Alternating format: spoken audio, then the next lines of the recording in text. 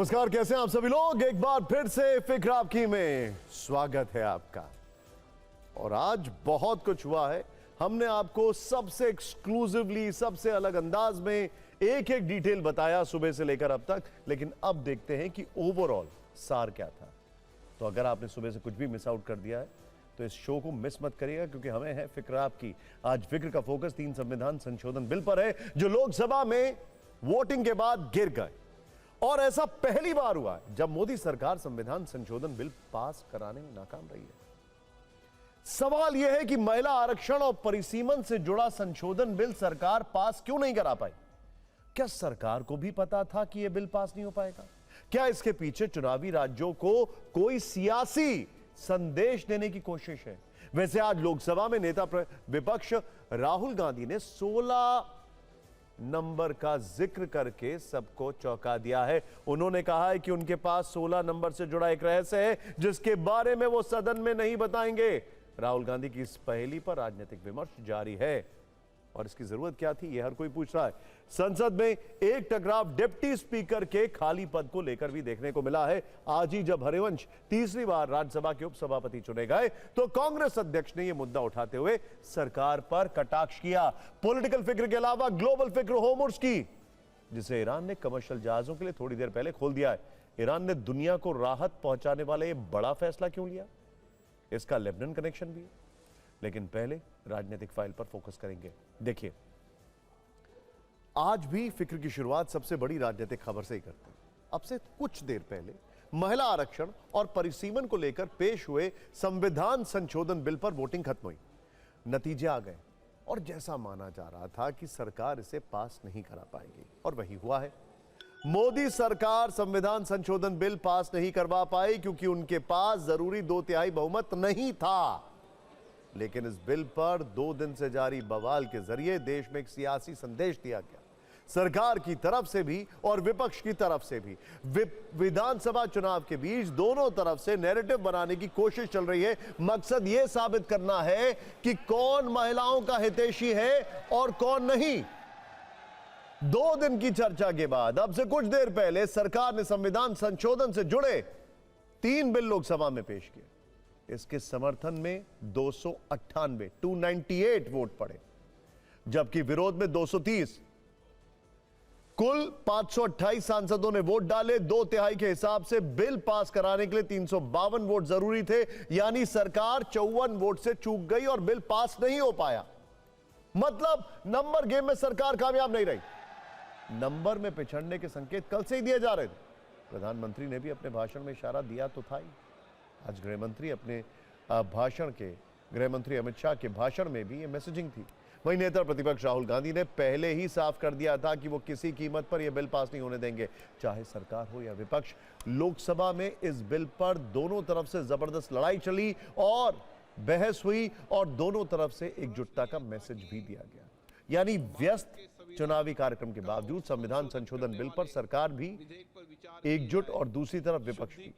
Bill पर voting के वक्त प्रधानमंत्री नरेंद्र मोदी भी मौजूद थे और नेता प्रतिपक्ष राहुल गांधी भी। वोटिंग के बाद स्पीकर ने बिल पारित नहीं होने की घोषणा की, जिसके बाद किरण रिजिजू ने विपक्ष पर तीखे तीर चलाए। सभा की कुल सदस्य संख्या के बहुमत द्वारा तथा सभा के उपस्थित और मत देने वाले सदस्यों के कम से कम 2/3 बहुमत द्वारा पारित नहीं हुआ। अब इस संविधान संशोधन पर विधेयक पर आगे की कार्रवाई करना संभव नहीं है। जो नतीजा आया है, ये इतना ऐतिहासिक और महत्वपूर्ण बिल पर देश का महिलाओं को अब सम्मान अधिकार देने का जो बिल है, उसको विपक्ष ने साथ नहीं दिया। बहुत खेद की बात है। और इस ऐतिहासिक पल को आप अपना एक मौका था, आपने गंवाया है। महिलाओं को जो सम्मान देने का, अधिकार देने का हमारा अभियान जारी रहेगा और हम अधिकार दे के ही रहेंगे आगे। कॉन्स्टिट्यूशन पर अटैक था और संविधान पर आक्रमण था और इसको हमने हरा दिया है। हमने क्लियरली बोला है कि ये महिला बिल नहीं है, ये हिंदुस्तान का राजनीतिक जो स्ट्रक्चर है, इलेक्टोरल स्ट्रक्चर है, उसको बदलने की कोशिश है। अगर आप महिला बिल चाहते हैं, 2023 का महिला बिल निकालिए, उसका इम्प्लीमेंटेशन आज से करिए और पूरा का पूरा ऑपोजिशन 100% आपको समर्थन देगा। आरक्षण की बात नहीं थी, ये देश के लोकतंत्र की बात थी, ये देश की अखंडता की बात थी। हम कभी इससे सहमत नहीं हो सकते कि आप इस महिला आरक्षण को इस तरह से परसीमन से जोड़ें कि वो पुरानी जनगणना पर चले जिसमें ओबीसी शामिल भी नहीं है, तो ये मुमकिन ही नहीं था। जो हमारा पक्ष था वो हमने अपना पक्ष बिल्कुल साफ रखा है और लगता तो ये कि फिर गाड़ी थमी रह गई, लगता कोशिश में कुछ कमी रह गई होगी। और हम महिला आरक्षण के पक्ष में हैं। महिलाओं को आरक्षण मिले, उनको सुरक्षा मिले, उनका सम्मान बढ़े, उनको स्थान मिले और लोकतंत्र में जो उनको स्थान मिलना चाहिए उसके पक्ष में। हमने कहा था कि हम महिला आरक्षण के लिए बिल्कुल समर्थक है, हम आज भी वोट करने के लिए तैयार हैं, लेकिन डिलिमिटेशन से आप इससे कोई लेना देना नहीं है। आप इन दोनों को डीकपल कीजिए, मतलब अलग अलग कीजिए। ये फिर साबित हुआ कांग्रेस और इंडी सेक्शन ने जिस ढंग से फिर महिला बिल को गिराने का काम किया, ये देश की जनता और नारी शक्ति ने देखा और उनके चेहरे को भी देखा है। आने वाले दिनों में पाई पाई की कीमत इन लोगों को चुकाना पड़ेगा। अपने मोह में ये अपनी कुर्सी छोड़ना नहीं चाहते और क्योंकि इनका जनाधार अब खिसकता जा रहा है, क्योंकि जानते हैं कि जाने वाली सरकार है ये, तो ये महिलाओं का नाम लेके अपने आप को बचाने की कोशिश कर रहे हैं। बिल गिरने के बाद एनडीए की महिला सांसदों ने विपक्ष के खिलाफ प्रोटेस्ट किया। संसद के मकर द्वार से यह प्रोटेस्ट शुरू हुआ। अब बीजेपी और एनडीए में शामिल दलों के कार्यकर्ता कल यानी 18 अप्रैल से इंडिया ब्लॉक से जुड़ी पार्टियों के नेताओं के घर के बाहर प्रोटेस्ट करेंगे। लेकिन आज भी लोकसभा में बहस जोरदार हुई। गृह मंत्री अमित शाह ने विपक्ष के एक एक आरोप का जवाब दिया, उनकी शंकाओं का समाधान करने की कोशिश की। कांग्रेस को परिसीमन से लेकर महिला और ओबीसी आरक्षण तक का सबसे बड़ा विरोधी बताया। अमित शाह ने कहा कि 1972 में इंदिरा गांधी की सरकार ने सीटों को बढ़ाने के बारे में से फ्रीज कर दिया था। इंदिरा गांधी ने 1976 में सत्ता बचाने के लिए आपातकाल में 42वें संशोधन द्वारा परिसीमन पर रोक लगा दी थी। जो लोग परिसीमन का विरोध कर रहे हैं वो कहीं ना कहीं अनुसूचित जाति और अनुसूचित जनजाति के लिए आरक्षित सीटों में बढ़ोतरी का विरोध कर रहे हैं।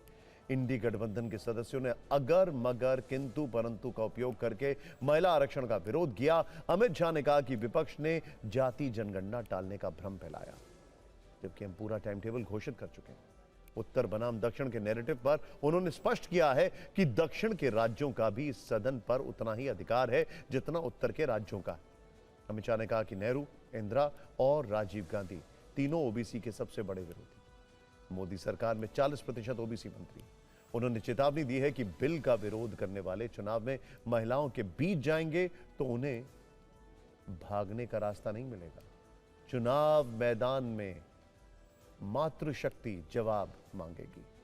अब से कुछ मिनट पहले गृह मंत्री अमित शाह ने सोशल मीडिया पर पोस्ट लिखा, आज लोकसभा में बहुत अजीब दृश्य दिखा। नारी शक्ति वंदन अधिनियम के लिए जरूरी संविधान संशोधन बिल को कांग्रेस, टीएमसी, डीएमके और समाजवादी पार्टी ने पारित नहीं होने दिया। महिलाओं को 33% आरक्षण देने के बिल को गिरा देना, उसका उत्साह मनाना और जयनाद करना सचमुच निंदनीय और कल्पना से परे। ढेर सारी सीटें ऐसी हैं जो 70 के दशक में फ्रीज हो गए तब से लेकर आज तक। ढेर सारी सीटें ऐसी हैं जो 70 के दशक में फ्रीज हो गए तब से लेकर आज तक। इतनी बड़ी हो गई है कि सांसद अपने मतदाता को अपना मुंह भी नहीं दिखा सकता। 71 में इनकी सरकार थी, इंदिरा जी की सरकार थी, तब इसको फ्रीज कर गई थी और वो फ्रीज के कारण हमें इसका जिक्र करना पड़ा। वो फ्रीज की हुई सीटों की संख्या उठाते हैं तभी ये नारी शक्ति वंदन अधिनियम का इंप्लीमेंटेशन होता है। इसलिए हम लेकर आए। 76 में सत्ता बचाने के लिए इमरजेंसी के काल में 42वें संशोधन द्वारा परिसीमन पर रोक लगा दी। अब इंदिरा जी तो प्रधानमंत्री थी, कानून लाकर रोक लगाई परिसीमन पर, और ये देखिए साहब कितने शक्तिशाली है, विपक्ष में बैठकर परिसीमन पर रोक लगाना चाहते हैं। अब 26 में सीमा समाप्त होने के बाद अगर डिलिमिटेशन करते हैं तो डिलिमिटेशन 29 के पहले समाप्त नहीं हो सकता। कि उत्तर बनाम दक्षिण का नैरेटिव एक रात के लिए भी दक्षिण के राज्यों में नहीं होना चाहिए। ये देश को इस तरह के नैरेटिव से, उत्तर दक्षिण के नैरेटिव से टुकड़े टुकड़े नहीं करना चाहिए।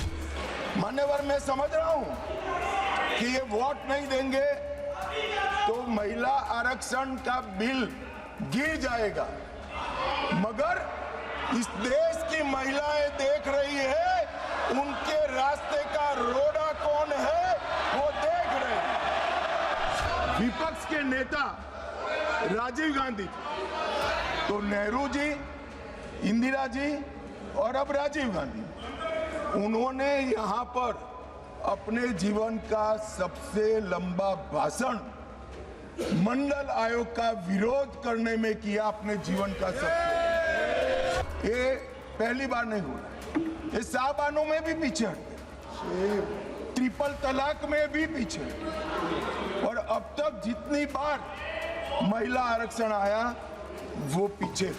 मान्यवर, ये जो भाषा है सदन की मर्यादा तोड़ने वाली, आप क्या भाषा उपयोग, कायर है, आप सरेंडर कर रहे हो, आप मुझसे डरते हो, अपशब्दों का प्रयोग होता है, असंसदीय शब्दों की भरमार लग जाती है, सदन में कोई आंख मारता है, कोई मुस्कुराकर बैठता है। वैसे वोटिंग से पहले बीच में एक ऐसा मौका भी आया जब लगा कि शायद कहीं बात बन जाए। ऑफर अमित शाह की तरफ से भी आया और कांग्रेस नेता केसी वेणुगोपाल की तरफ से भी। वेणुगोपाल का एक ऑफर तो सरकार मान गई, लेकिन दूसरे ऑफर पर इनकार कर दी गई। एक बार आप भी सुनिए वोटिंग से पहले सदन में क्या हुआ था, जिसे पूरा करने के लिए सरकार सिर्फ 1 घंटा मांग रही थी। अगर इस बिल का विरोध करने का कारण 50% लिखित में चाहिए तो 1 घंटा सदन बंद कर दिए, मैं ऑफिशियल अमेंडमेंट लेकर आता हूं मान्यवर, मगर बिल पारित करने का वो वादा करते हैं। अब वेणुगोपाल जी बताए, क्या बिल पारित करेंगे? चलिए, सहमत हो, सदन में बात कर लेते, सहमत हो, अभी अमेंडमेंट लाएंगे, चलो सर शुरू करते आगे। सर लास्ट मिनट, हाँ sir, last minute, yesterday onwards, when the bill introduced itself, entire opposition demanding we want this to be in the legislation. Number 2, the constitutional protection of the delimitation to the states, number of the seats in the state should be protected.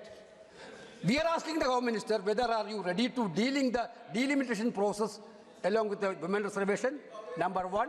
Number 2, if you are ready to include the number of seats in each state by legislation by 50%, these 2 things, are you ready?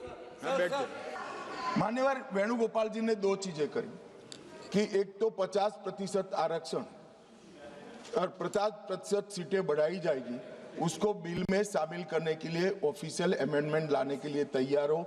हाँ जी, मैं तैयार हूं।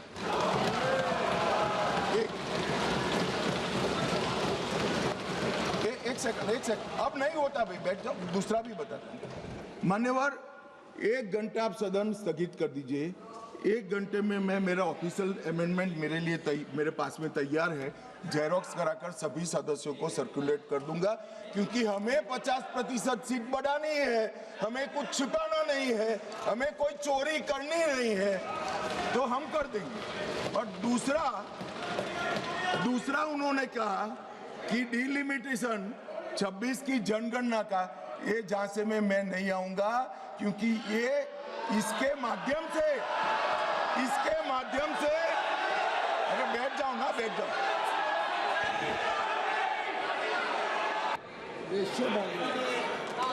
Mic ही नहीं, अध्यक्ष महोदय, अध्यक्ष महोदय, क्योंकि आपने कहा और माननीय मंत्री जी कुछ बात रख रहे हैं और हमारी तरफ से कोई बात आई है, अभी तक 11 साल का जो अनुभव है लगभग, अध्यक्ष महोदय, अगर भारतीय जनता पार्टी ये लिख करके दे देगी कि हम महिला प्रधानमंत्री बनाएंगे, तब भी हम इन पर भरोसा नहीं करेंगे। गृह मंत्री अमित शाह ने विपक्षी आरोपों का जवाब देते हुए बीजेपी की महिला सीएम के नाम भी गिनाए। ये साबित करने की कोशिश की कि कांग्रेस महिलाओं का सम्मान नहीं करती, जबकि बीजेपी सिर्फ बात नहीं करती बल्कि महिलाओं को बड़े पद भी देती है। दिल्ली की पहली मुख्यमंत्री 11 साल का जो अनुभव है लगभग, अध्यक्ष महोदय, अगर भारतीय जनता पार्टी ये लिख करके दे देगी कि हम महिला प्रधानमंत्री बनाएंगे, तब भी हम इन पर भरोसा नहीं करेंगे। हमारे यहाँ सुषमा स्वराज जी दिल्ली की पहली मुख्यमंत्री बनी, उमा भारती जी मध्य प्रदेश की पहली मुख्यमंत्री बनी, वसुंधरा राजे जी राजस्थान की पहली मुख्यमंत्री बनी, आनंदीबेन पटेल गुजरात की पहली मुख्यमंत्री। मान्यवर, एक बात पर मैं ध्यान दिलाना चाहता हूँ, ये सब जगह भाजपा की महिला नेत्रियां पहली, हाँ अभी है, मगर ये तो पहली बार बनी। ये पहली बार बनी, इसका मतलब क्या है? 70 साल में कांग्रेस ने कभी उन राज्यों में महिला मुख्यमंत्री को जगह नहीं दी, इसलिए हमारा नंबर लगा है। और आज भी रेखा गुप्ता जी पहली मुख्यमंत्री नहीं है, तीसरी मुख्यमंत्री पे। अरे मैं बोल रहा हूं भाई, पहली मुख्यमंत्री नहीं है ऐसा बोल रहा हूं। अरे सुनो भाई, पहली मुख्यमंत्री नहीं है ऐसा बोल रहा हूं, तीसरी मुख्यमंत्री है। और मान्यवर, हमने इस देश की पहली आदिवासी महिला को द्रौपदी मुर्मू से महामहिम द्रौपदी मुर्मू बना दिया। इस सब के बीच में आपको बता दें कि लोकसभा में नेता विपक्ष राहुल गांधी ने बिल पर अपनी बात रखी। नेता प्रतिपक्ष राहुल गांधी जब बोल रहे थे तो बीच बीच में काफी हंगामा हो रहा था। उनके भाषण में कहे गए शब्दों पर सत्ता पक्ष ने कई बार आपत्ति की। राहुल गांधी ने महिला आरक्षण बिल पर अपनी बात रखते हुए कहा कि बीजेपी जानती है कि वो इस बिल को पास नहीं करा सकती। उन्होंने कहा कि देश की राजनीति में जो हो रहा है उससे बीजेपी डर रही है, आपकी पावर कम होती जा रही है। ऐसे में सरकार जो बिल लेकर आ रही है उसका महिला सशक्तिकरण से लेना देना नहीं। बीजेपी इस महिला आरक्षण बिल के जरिए देश का चुनावी नक्शा बदलना चाहती है, जैसा कि असम में किया, लेकिन हम आपको ऐसा नहीं करने देंगे। राहुल गांधी ने कहा कि हम ओबीसी का हक छीनने नहीं देंगे।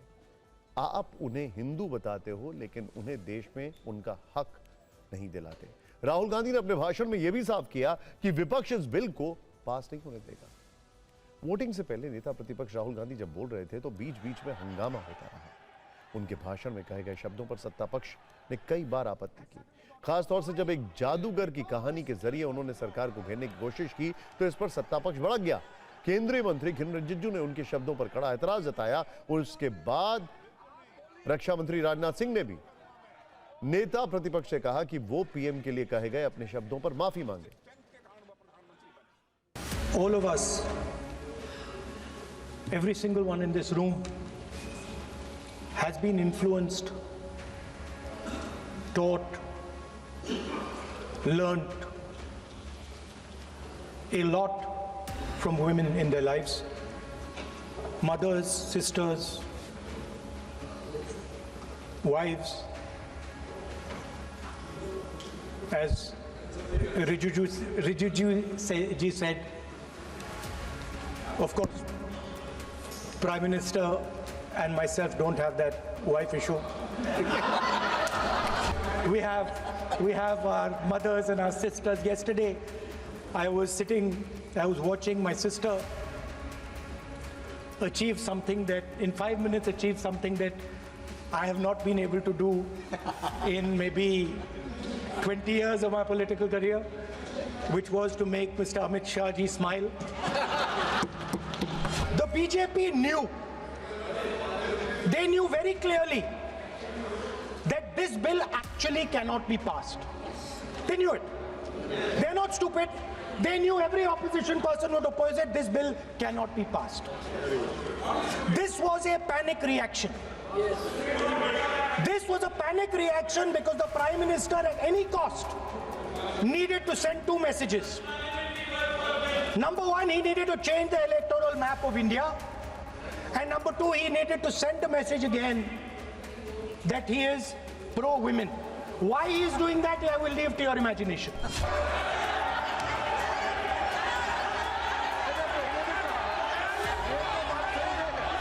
Of what is happening in the politics of this country. You're scared of the erosion of your strength. You're imagining that you can do it in India. And you need a constitutional amendment to do that. And under no circumstances are we going to allow you to do it. So I am telling you very clearly right now that the entire opposition is going to defeat this attempt of yours to attack the nation state and deprive OBCs and Dalits of their rightful place in society. You call OBCs Hindus, you call Dalits Hindus, but you do not give them any space in the power structure of this country. सच्चाई अच्छी नहीं लगती आपको? राजीव गांधी जी ने जब प्रधानमंत्री थे और जब प्रधानमंत्री नहीं थे तो भी उन्होंने ओबीसी का रिजर्वेशन अपोज उस समय का प्रधानमंत्री राजीव गांधी जी ने किया था। राहुल गांधी जी उसका जवाब दे सकते हैं कि राजीव गांधी जी ने क्यों अपोज किया था ओबीसी रिजर्वेशन। इस देश के प्रधानमंत्री के संबंध में जिस प्रकार के शब्दों का प्रयोग नेता प्रतिपक्ष के द्वारा किया जा रहा है, मैं समझता हूं यह बेहद दुर्भाग्यपूर्ण है और इसकी जितनी भी निंदा की जाए वह कम है। वैसे राहुल गांधी ने आज अपना भाषण 16 नंबर की एक पहेली के साथ खत्म किया। आज ये नंबर काफी ट्रेंड कर रहा है। लोग ये जानना चाह रहे हैं कि इसका मतलब क्या है, ये किस तरह का कोड वर्ड है। सोशल मीडिया पर कई सवाल पूछे जा रहे हैं, लेकिन इसका जवाब सिर्फ नेता प्रतिपक्ष के पास है, जो उन्होंने अभी दिया नहीं। राहुल ने पीएम मोदी के कल दिए गए भाषण का हवाला देते हुए इस नंबर को सदन में अचानक उछाल दिया।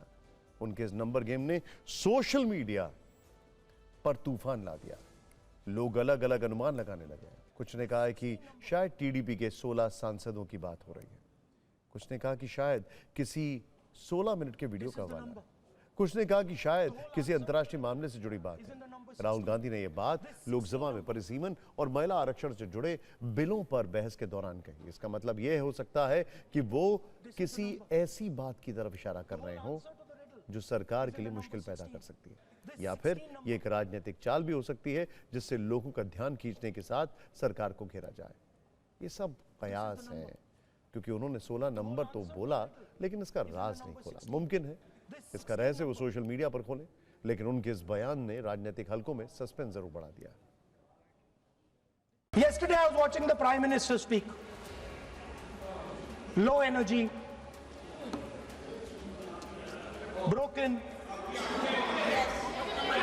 nothing transmitting, and I suddenly noticed. So I was watching him and I noticed on my phone 16th of April. And I was like, my God, how crazy. That's the number. 16. This 16 number. This is the number. The whole answer to the riddle is in the number 16. Everything is in the number 16. Now, if anybody understands what I'm saying, please send me a message. And on Twitter, you can tell what it is, but the answer to your problems, and you're going to find out very soon, is in the number 16. क्या puzzle है? आपने बोला puzzle है और 16 का number एक puzzle है, देश सॉल्व करे, क्या है सॉल्व? वही तो है, पजल है, थोड़ी बताऊंगा इसका आंसर ऐसे। सॉल्यूशन है, मिलेगा तो मैं बोल दूंगा यही है। पहले ऐसा लगा सुनने में जैसे राहुल जी 16 नवंबर का जिक्र कर रहे हैं, फिर ध्यान दिया तो लगा कि नहीं, वो 16 नंबर बोल रहे हैं।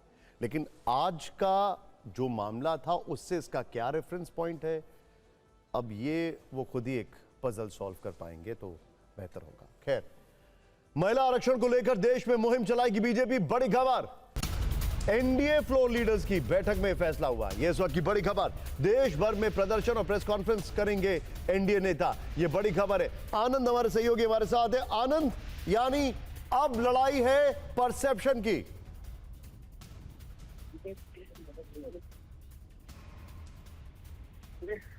आनंद, क्या आप मुझे सुन सकते हैं? आनंद, क्या आप मुझे सुन सकते हैं? आनंद प्रकाश हमारे सहयोगी हमारे साथ हैं।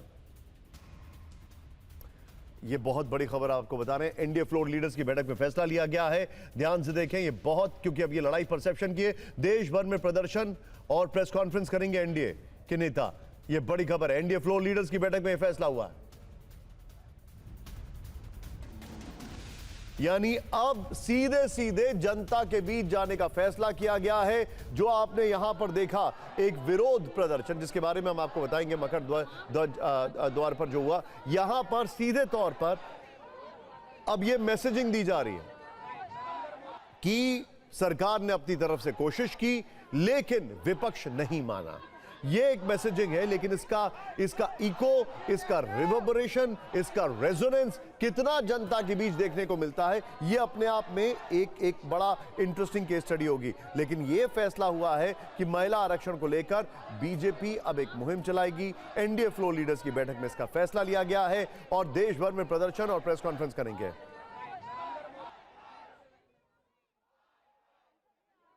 आपको आश्वस्त करते हैं कि जिस प्रकार से उन्होंने आज महिलाओं का हक की मारी की है, हम इस विषय को लेकर पूरी तरह से सड़क पर जाएंगे।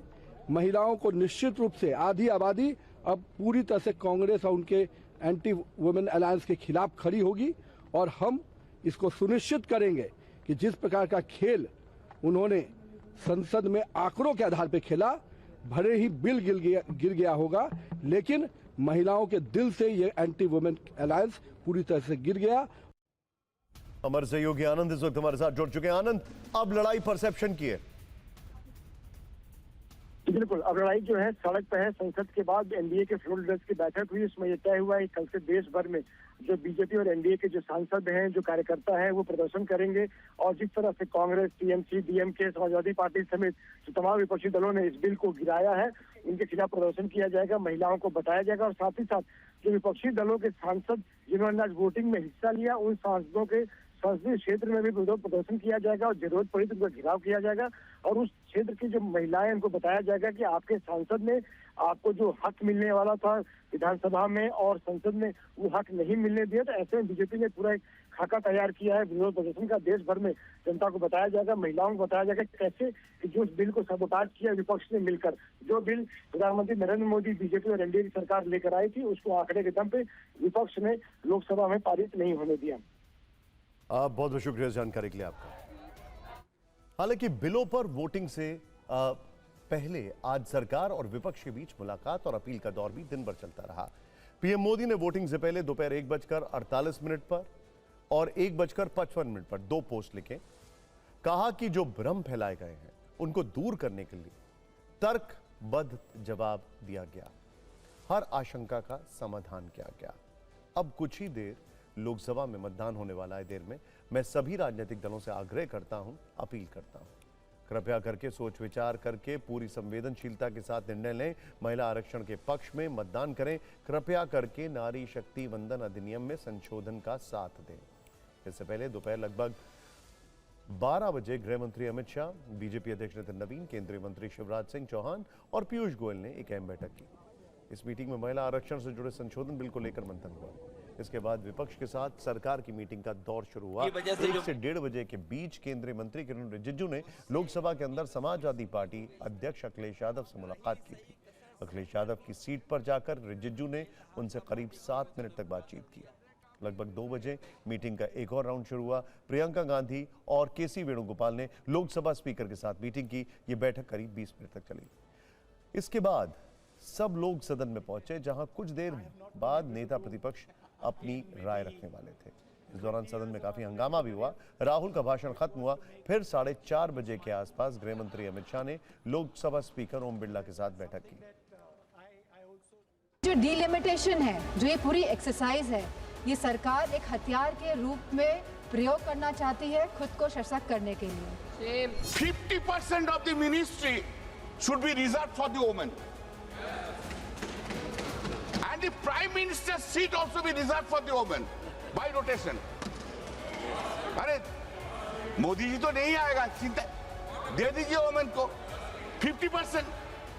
And I respect this honorable speaker Birla जी, मेरा बहुत प्यार का, बहुत रिस्पेक्ट करता है, बहुत अच्छा आदमी है, लेकिन unfortunately BJP will not come back in power in 2029. Speaker post को भी रिजर्व कर दीजिए वुमेन के लिए। विधानसभा में अभी भी महिलाओं का प्रतिनिधित्व बहुत कम है। संसद में 15% और विधानसभा में 10% से भी कम है।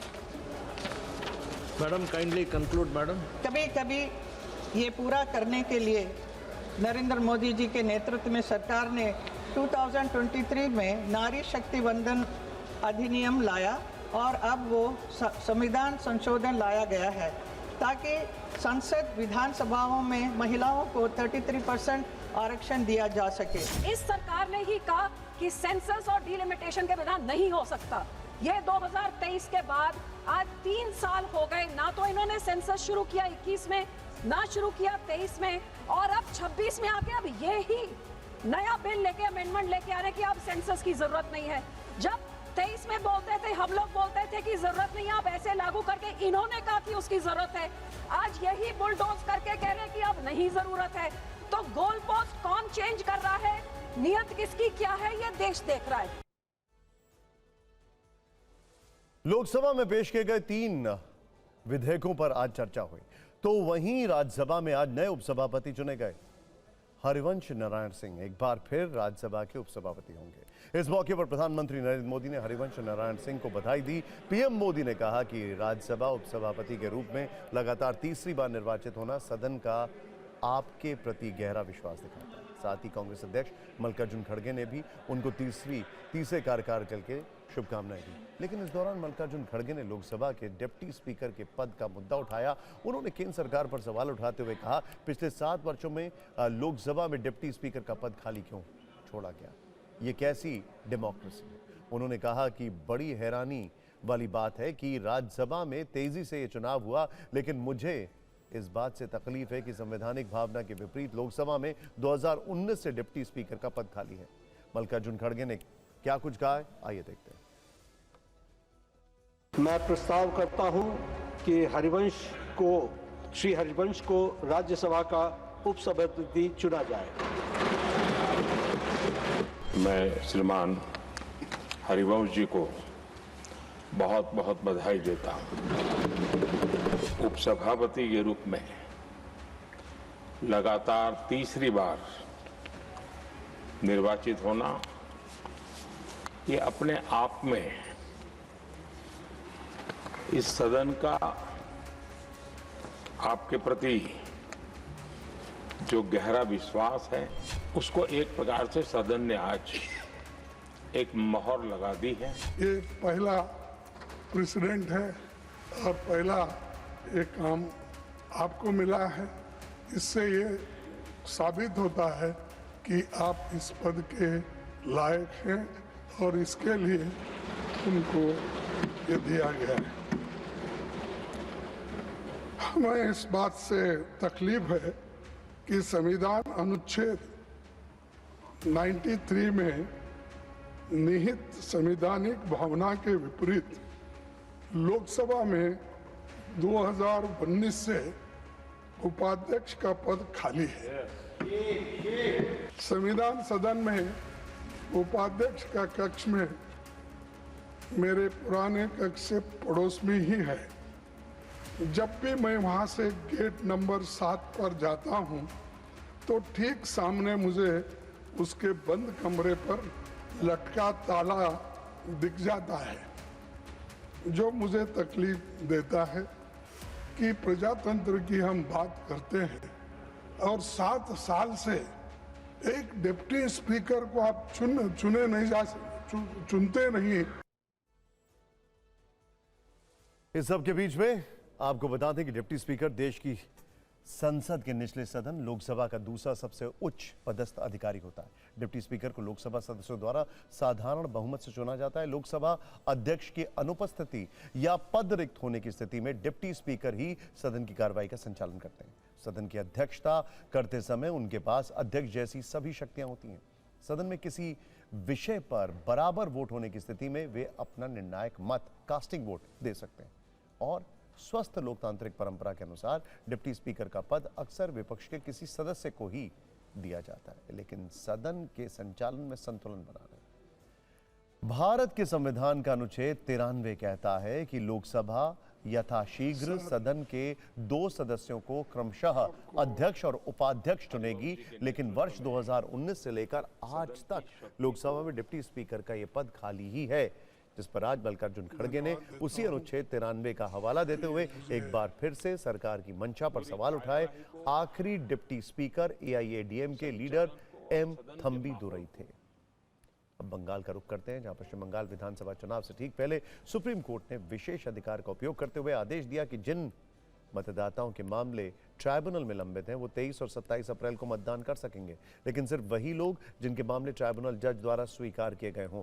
इसके अलावा कोर्ट ने यह भी कहा है कि मतदान से 2 दिन पहले ट्राइब्यूनल किसी वोटर का नाम जोड़ने का आदेश दे देता है तो उसे वोटिंग का अधिकार मिलेगा। औसत आंकड़ों के अनुसार पश्चिम बंगाल की हर विधानसभा सीट पर लगभग 6,743 हिंदू और 2,494 मुस्लिम मतदाता ट्राइब्यूनल के अधीन हैं। चुनाव से महज एक सप्ताह पहले सुप्रीम कोर्ट के इस फैसले ने चुनावी सरगर्मी जो है वो काफी बढ़ा दी है। इस राजनीति की गर्माहट को आप महसूस करेंगे, लेकिन पहले आंकड़े देख लीजिए कि SIR के बाद से लेकर अब तक पश्चिम बंगाल में मतदाताओं की स्थिति क्या है। SIR के तहत मतदान के अधिकार से वंचित किए गए लोगों के लिए 20 मार्च को 19 ट्राइब्यूनल गठित किए गए। SIR के तहत करीब 90 लाख मतदाताओं के नाम हटाए गए, जो पश्चिम बंगाल के कुल मतदाताओं का करीब 12% है। 28 फरवरी को आई पहली सूची में 63,66,000 नाम हटा दिए गए थे, जिनमें से 60,06,675 नामों को विचाराधीन श्रेणी में रखा गया था। बाद में इनमें से भी करीब 27 लाख लोगों को हटा दिया गया, जिनमें से करीब 16 लाख लोगों ने अलग अलग ट्राइब्यूनल के सामने अपील की, जबकि करीब 11 लाख लोगों ने अभी तक किसी भी ट्राइब्यूनल में अपील नहीं की है। जिन 16 लाख लोगों ने अपील की है उनमें से करीब 2 लाख लोगों के मामलों का निपटारा हो चुका है। अब चुनाव से पहले SIR ट्राइब्यूनल को लेकर राजनीतिक विवाद गहराता जा रहा है। बहस इस बात पर है कि कितने लोगों को ट्राइब्यूनल से राहत मिली और कितनों को बाहर किया गया। बीजेपी का कहना है कि SIR प्रक्रिया समुदाय आधारित नहीं है, लेकिन TMC के वोट बैंक वाले जिलों जैसे मालदा, मुर्शिदाबाद, उत्तर 24 परगना और दक्षिण 24 परगना और कोलकाता पर इसका ज्यादा असर दिखा। बीजेपी के मुताबिक SIR में हटाए गए नामों में अधिकतर घुसपैठी और मुस्लिम हैं, जबकि सुप्रीम कोर्ट के फैसले के बाद ममता बनर्जी खुश नजर आ रही हैं। ममता का कहना है कि उन्होंने ट्राइब्यूनल के लिए लड़ाई लड़ी और इसी का नतीजा है कि लोगों को मतदान का अधिकार मिला। जबकि महाराष्ट्र के मुख्यमंत्री देवेंद्र फडणवीस ने कहा कि SIR हर 10 साल में जरूरी प्रक्रिया है और जो लोग सीमा पार से आकर पश्चिम बंगाल के मतदाता बने हैं उन्हें चिन्हित कर हटाया जाएगा। इस पूरे मुद्दे पर जो सियासी टकराव चल रहा है उस पर हमारी ये पॉलिटिकल रील आपको जरूर देखनी चाहिए। আমি বারবার করে সবাইকে বলছিলাম ধৈর্য রাখুন, অ্যাডজুডিকেশনে অ্যাপ্লাই করুন ট্রিব্যুনালে এবং টুডে অর টুমরো আপনারা নিশ্চয়ই পাবেন। সুতরাং I am so happy and I am proud of my judiciary. এটা আমার কেসের ওপর মামাটি মানুষ জিন্দাবাদ, মামাটি মানুষ ধন্যবাদ। আজকে আমার থেকে খুশি আর কেউ নয়। सुप्रीम कोर्ट का इंटरवेंशन से अगर कुछ लोगों का नाम रह जाए वोटर लिस्ट में, जो जेन्युइन वोटर्स हैं, जो तृणमूल का कारण आज वोटर लिस्ट से बाहर है, उससे हम खुश हैं। लेकिन पूरा हो पाएगा कि नहीं हो पाएगा तो आने वाला कल बता सकते हैं। हमारा स्टैंड पहले जो था वो आज भी है, डिटेक्ट, डिलीट एंड डिपोर्ट। हम बांग्लादेशियों का नाम, मृतकों का नाम, रोहिंग्या का नाम, फेक वोटर्स का नाम वोटर लिस्ट में रहने नहीं देंगे। हर 10 साल में SIR होना चाहिए। इस प्रकार की व्यवस्था हमारे देश में थी। अनफॉर्चुनेटली 2002 के बाद हमारे यहाँ पर इलेक्शन कमीशन ने कभी SIR नहीं करवाया और जो इसका विरोध कर रहे हैं तो अगर चाहते हैं, अगर मानते हैं कि इसमें कोई त्रुटि है तो उनको ऑब्जेक्शन लेने का संवैधानिक अधिकार है, उसका वो पालन करे। इस एसआईआर में बहुत ही साइंटिफिक तरीके से इलेक्शन कमीशन जा रहा है। साइंटिफिक प्रोसेस में तो नहीं हुआ था, इसीलिए ही तो कोर्ट को इंटरवेन करना पड़ा और रिजल्ट तो आपका सामने है। अगर साइंटिफिक प्रोसेस में होता तो इतना नाम तो हमों का डिलीट नहीं होता, और जो डिलीट किया था वही तो आप इंक्लूड कर रहे हैं। वो देवेंद्र फडणवीस, उसको आना है, उसका पॉलिटिकल असाइनमेंट है, 2 दिन रहेगा, 2-4 डायलॉग देगा, बॉम्बे से आया है, बॉलीवुड का डायलॉग देगा, फिर चला जाएगा, फिर हारने के बाद और 5 इयर्स उसको हम बंगाल में नहीं दिखेंगे। अब फिक्र में वो खबर जिसके इर्द गिर्द पिछले कई दिनों से ग्लोबल इकोनॉमी रुक रुक कर सांसें ले रही थी। ईरान और अमेरिका के बीच बढ़ते तनाव ने उस समुद्री रास्ते को जकड़ लिया जिससे गुजरता है दुनिया का करीब 20% तेल। यह होम स्ट्रेट जहां ईरान अमेरिका में युद्ध छिड़ने के बाद टैंकर रुके, सप्लाई थमी और देखते ही देखते तेल के दाम आसमान छूने लगे। एशिया से लेकर यूरोप तक हर देश पर एनर्जी क्राइसिस मंडराने लगी। लेकिन अब ईरान से बहुत बड़ी खबर आई है। अब ईरान ने स्ट्रेट ऑफ होर्मुज को पूरी तरह खोल दिया है। लेकिन ईरान ने यह फैसला क्यों लिया है? ईरान के विदेश मंत्री अब्बास अरागची की पोस्ट में इन सारे सवालों के जवाब है। अरागची ने एक पोस्ट में लिखा कि लेबनान में हुए युद्ध विराम के तहत स्ट्रेट ऑफ होर्मुज से होकर गुजरने वाले सभी कमर्शियल जहाजों के लिए युद्ध विराम की शेष अवधि तक मार्ग पूरी तरह खोल दिया गया है, जो कि ईरान के इस्लामी गणराज्य के बंदरगाह और समुद्री संगठन द्वारा पहले से घोषित तय मार्ग पर होगा। हालांकि ईरान की सेना ने साफ किया है कि सिर्फ कमर्शियल जहाजों को इस रूट से निकलने की इजाजत है, किसी भी मिलिट्री जहाज को गुजरने नहीं दिया जाएगा। यह छूट लेबनान में चल रहे युद्ध विराम के साथ जुड़ी हुई है। ईरान ने उन रूट्स की जानकारी पहले ही दे दी थी जिनसे होकर जहाज गुजर सकते हैं। इससे पहले युद्ध और तनाव के चलते इस रास्ते पर जहाजों की आवाजाही को लेकर भारी जोखिम बना हुआ था, जिसके कारण अंतर्राष्ट्रीय बाजार में कच्चे तेल की कीमतों में अस्थिरता देखी जा रही थी। लेकिन ईरान ने कहा है कि जब तक लेबनान से सीजफायर जारी रहेगा तब तक ये रास्ता खुला रहेगा। ईरान के इस फैसले के बाद ट्रंप ने 2 पोस्ट किए। ट्रंप ने लिखा कि ईरान ने अभी घोषणा की है कि ईरान स्ट्रेट पूरी तरह खुला है और पूरी तरह से आने जाने के लिए तैयार है। Thank you. इसके बाद ट्रंप ने ट्रुथ सोशल पर एक और पोस्ट किया, उसमें लिखा होर्मुज स्ट्रेट पूरी तरह खुल चुका है और अब व्यापार के लिए सभी जहाजों के आने जाने के लिए पूरी तरह तैयार है। लेकिन ईरान के खिलाफ नौसैनिक ब्लॉकेड पूरी तरह से जारी रहेगा और लागू रहेगा। यह ब्लॉकेड तब तक नहीं हटेगा जब तक हमारे ईरान के साथ सौदा 100% पूरा नहीं हो जाता। यह प्रक्रिया बहुत तेजी से पूरी होनी चाहिए क्योंकि ज्यादातर मुद्दों पर पहले ही बातचीत हो चुकी है। इस मामले पर आपका ध्यान देने के लिए धन्यवाद। आखिरी लाइन ट्रंप की टैग लाइन है। हर पोस्ट के आखिर में लिखते हैं thank you for your attention to this matter. लेकिन ट्रंप अपने इन्हीं तरह के पोस्ट से उथल पुथल मचाते रहते हैं। अब इस युद्ध में तीसरे स्टेक होल्डर की बात करते हैं और वो है इजराइल, क्योंकि लेबनान पर सीजफायर होने के बाद ही होर्मुज स्ट्रेट को खोला गया है। ऐसे में इजराइल के प्रधानमंत्री बेंजामिन नेतन्याहू का स्टैंड समझना जरूरी है। वो लिखते हैं मेरे दोस्त राष्ट्रपति ट्रंप के अनुरोध पर, जिनके साथ मिलकर हमने पश्चिम एशिया को बदल दिया और बहुत बड़ी कामयाबी हासिल की, हमने लेबनान में अस्थायी सीजफायर करने पर सहमति दे दी है। मैं ईमानदारी से कह सकता हूं कि हमारा काम अभी पूरा नहीं हुआ। रॉकेट्स और ड्रोन्स के खतरे को अभी भी खत्म करना बाकी है। हम इन खतरों के खिलाफ कुछ और चीजें करने की योजना बना रहे हैं, लेकिन मैं इस बारे में ज्यादा डिटेल नहीं बताऊंगा। स्ट्रेट ऑफ होर्मुज से दुनिया का लगभग 20% तेल गुजरता है। अगर यह बंद हो जाए तो तेल की सप्लाई प्रभावित होती है और कीमतें बढ़ जाती हैं। और अब जब इसके खुलने का ऐलान किया गया है तो बाजार भी राहत की सांस लेने लगा है। जैसे ही स्ट्रेट ऑफ होर्मुज खोलने का ऐलान किया गया, ब्रेंट क्रूड ऑयल के दाम गिरना शुरू हो गए हैं। ब्रेंट क्रूड ऑयल की कीमत $98 प्रति बैरल से $90 प्रति बैरल हो गई है। कुछ रिपोर्ट्स में 10% तक की गिरावट बताई गई है। अमेरिकी बेंचमार्क WTI की कीमत भी काफी गिरी है। युद्ध शुरू होने से पहले ब्रेंट क्रूड ऑयल की कीमत $73 प्रति बैरल थी।